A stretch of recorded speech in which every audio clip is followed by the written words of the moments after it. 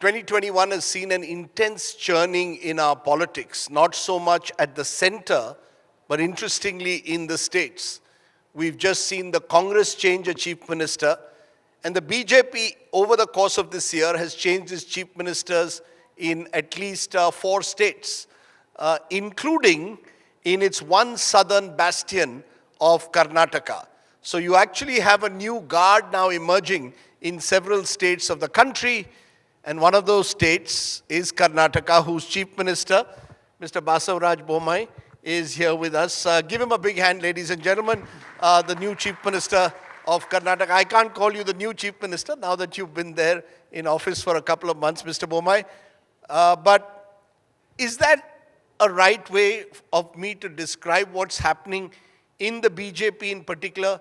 A new guard is taking over in several states. You've actually taken over from someone who for the longest time was seen as the strongman and the mascot of the BJP in Karnataka, B.S. Yediyurappa.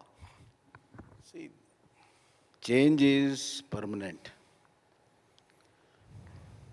And over a period of time, there has been a lot of talk on the age of a politicians, not now, for last 4 or 5 decades. However, the ideologues of BJP have said that you can really work up to 75 actively, and then you have to make way for the new generation. And my leader, Yediyurappa, is such a strong leader, and he's such an active person. He single-handedly built BJP in Karnataka, and he has fought a lot of battles and won a lot of battles for BJP. He is one person who is never tired. But however, he chose that I should pay way for the next generation voluntarily.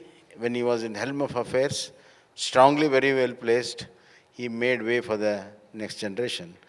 That is the culture what he has been brought in, and that's the culture of BJP. So you're telling me that Mr. Yediyurappa was not eased out, that it wasn't as if the BJP had consciously decided now that the Chief Minister is 78, we've already got a Margdarshak Mandal unofficial age of 75, we need to effect a change. See, Yediyurappa is such a strong leader. I think only he could have decided his future of course of action. And then when they removed him and brought you in, for some it was a surprise choice. For others it was in a way almost inevitable because you needed one Lingayat to replace another. Would I be right in saying that in Karnataka the BJP remains even today a Lingayat-centric party? And that was one of the reasons why you as a Lingayat replaced another Lingayat leader. This kind of narration is always set because the most number of BJP MPs and MLAs get elected from northern Karnataka is predominantly by Lingayats. However, without the support of all classes, no party can come to power. And that's what over the period of time, a lot of people from SC, ST, OBCs have joined the party. They are also contributing a lot.